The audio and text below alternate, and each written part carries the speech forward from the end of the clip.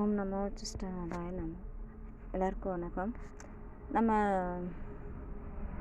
இந்த கற்பூர சுண்ணம்ன்றது ஒரு விஷயத்த நான் சின்ன விஷயந்தான். அது ரொம்பவே பலன்கள் கொடுக்கும். வாதம் வைத்தியம் இதுக்கெல்லாம் ஆகும். மருந்துக்கு கூட ஆகும்.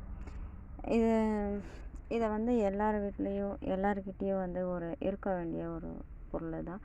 அந்த பொருளை செய்கிறது ரொம்ப ரொம்ப ஈஸி தான். ஆனால் அது நிறைய விஷயங்களுக்கு பயன்படும். அது செய்கிற முறைகள் என்னன்றதை நம்ம பார்ப்போம். ஒரு கட்டி கற்பூரம். அந்த கட்டி கற்பூரம் இந்த வெள்ளையாக இருக்கும், அதெல்லாம் வாங்கக்கூடாது. கட்டியாக ஒரு உருண்டையாக இருக்கணும்.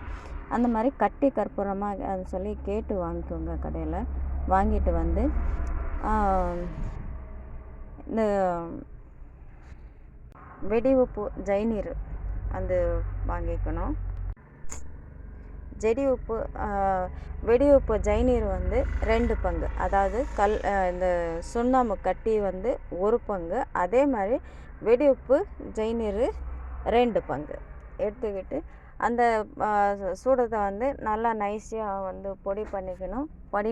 பொடி பண்ணிவிட்டு இந்த வெடி உப்பு ஜைநீர் இருக்குமா அதில் நல்லா கலந்துக்கணும். கொஞ்சம் கூட கட்டி இல்லாத அளவுக்கு நைஸாக நல்லா நீட்டாக கலந்து வச்சுக்கிட்டோம். ஒரு மண் பாத்திரம். அந்த பானை நீங்கள் எதுக்கும் யூஸ் பண்ணியிருக்கக்கூடாது, புதுசாகவே இருக்கணும். அந்த புது பானையை எடுத்துக்கணும். எடுத்துக்கிட்டு அது அடுப்பில் கம்மியான தீயில் வச்சு நீங்கள் அந்த வெடி தண்ணி இருக்கும் இல்லையா, அந்த கலந்த தண்ணி அதை எடுத்து அதில் ஊற்றி நல்லா கைவிடாமல் நீங்கள் அதை கலந்து கொடுத்துக்கிட்டே இருக்கணும். கலந்து கொடுத்துட்டே இருக்கும்போது பார்த்தீங்கன்னா அது சுண்ணமாக மாறும்.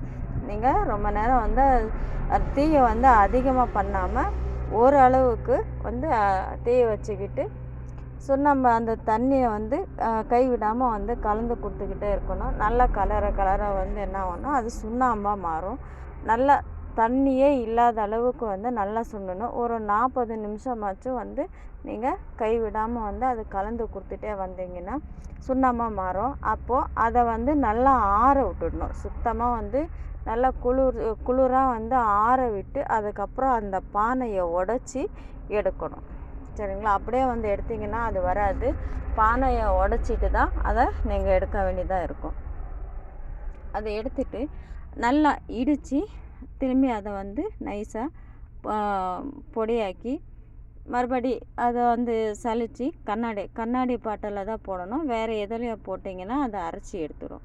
அப்படி இருக்கும்போதுன்னா கண்ணாடி பாட்டிலில் தான் நீங்கள் போடணும். கண்ணாடியில் போட்டு பாட்டிலில் போட்டு பத்திரமா சேவ் பண்ணி வச்சுக்கணும்.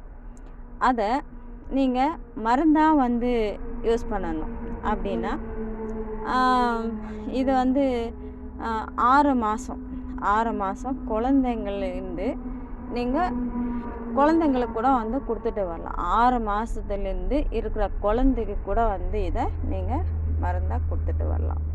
அப்படி கொடுத்தீங்கன்னா சர்க்கரை நோய், கை கால் இழுக்கிறது, ரத்த பிரச்சனை இருக்கும், இந்த வாயு பிரச்சனையும் இருக்கும், இந்த பல் தேய்மானம், பல் நரம்பில் பிரச்சனை, இந்த மாதிரி விஷயங்களும் இருக்கும். அதை இந்த காதில் சிலம்பு தண்ணி உடையும் சில பிள்ளைங்களுக்கு. அப்படி அதுவும் சரியாகும். குழந்தைங்களுக்கு எந்த ஒரு பாதிப்போ நோயோ நொடியோ இல்லாமல் இருக்கும். இந்த மாதிரி பிரச்சனைகள் சரி பண்ணிக்கலாம். அதே மாதிரி பாசானங்கள் எல்லாமே கட்டும். பாசானம் எல்லா பாசானங்களும் கட்டும். இந்த உப்பு இப்போ நீங்கள் இதெல்லாம் ரெடி பண்ணுறீங்க, அதை ரெடி ஆயிடுச்சா இல்லையா, கரெக்டாக இருக்கா, பக்குவத்தில் இருக்கா அப்படின்றத செக் பண்ணணும். எப்படி பண்ணணும்? அப்போது மஞ்சள் எடுத்துக்கணும். மஞ்சள் போட்டு இந்த சுண்ணாம்பு கொஞ்சம் அதில் கலக்கும்போது சிகப்பாக மாறும். அந்த சிகப்பு மாறிச்சுன்னா அப்போ நீங்கள் பக்குவத்தில் சுண்ணாம்பை ரெடி பண்ணி வச்சுருக்கீங்க. அந்த சுண்ணாம்பை நீங்கள் எடுத்துக்கலாம், யூஸ் பண்ணிக்கலாம். அதில் எந்த ஒரு பாதிப்பும் இல்லை. சரியா? டெஸ்டிங் எடுக்கணும்னா இப்படி தான் டெஸ்ட் எடுக்கணும். அந்த டெஸ்டிங் ஓகே ஆயிடுச்சுன்னா அதை வந்து நீங்கள் வந்து பயன்படுத்திக்கலாம். சின்ன பசங்களுக்கு வந்து கொடுக்கணும்னா ஒரு அரை அரிசி அளவுக்கு வந்து அதாவது 6 மாதம் சின்ன ஒரு 3 வயசு வரைக்கும் வந்து அரை அரிசி அளவுக்கு வந்து அது தேனில் கலந்து பிள்ளைங்களுக்கு கொடுக்கலாம்.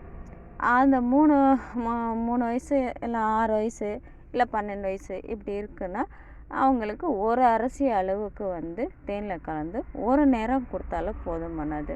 அதுக்கு மேல்பட்டா இருக்காங்க, அவங்க பெரியவங்களுக்கு வந்து சாப்பிட கொடுக்கணும் அப்படின்னா 2 அரிசி அளவு, எப்படி 2 அரிசி அளவு அதை எடுத்து தேனில் கொடுத்துட்டு வரணும். அதில் வந்து இந்த கை கால் வீக்கத்துலேருந்தே எல்லா நோய்க்கும் நல்லா சிறப்பாக வேலை செய்யும், நல்லா இருக்கும். இதை வந்து நீங்கள் பயன்படுத்திக்கலாம். இது சாப்பிட்டுட்டு வந்தாங்கன்னா நெறை உப்பு இது 3ம் வந்து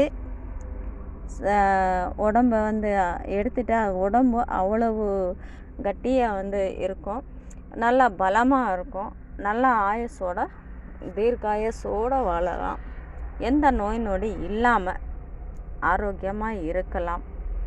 முடிஞ்சால் இதை செஞ்சு வச்சுக்கோங்க, சாப்பிடுங்க. இது எல்லாருக்கும் வந்து பயன்படும். ரொம்ப வந்து ஹாஸ்பிட்டலில் நோய் அது இதுன்னு சொல்லி சுற்றுறவங்களுக்கு இது ரொம்பவே வந்து பயன்படுற மாதிரி தான் ஒரு விஷயத்த கொடுத்துருக்கேன். அது வந்து நீங்கள் பார்த்து நீங்கள் பண்ணிக்கோங்க.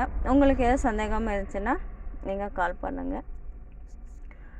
நம்ம வந்து வாதம், வைத்தியம், ஜாதகங்கள், மாந்திரிகம், தாந்திரிக விஷயங்கள் எல்லாமே வந்து நம்ம கற்றுக் கொடுக்குறோம், நம்ம வந்து செஞ்சு கொடுக்குறோம். உங்களுக்கு ஏதோ வேலையாகணும் இல்லைன்னா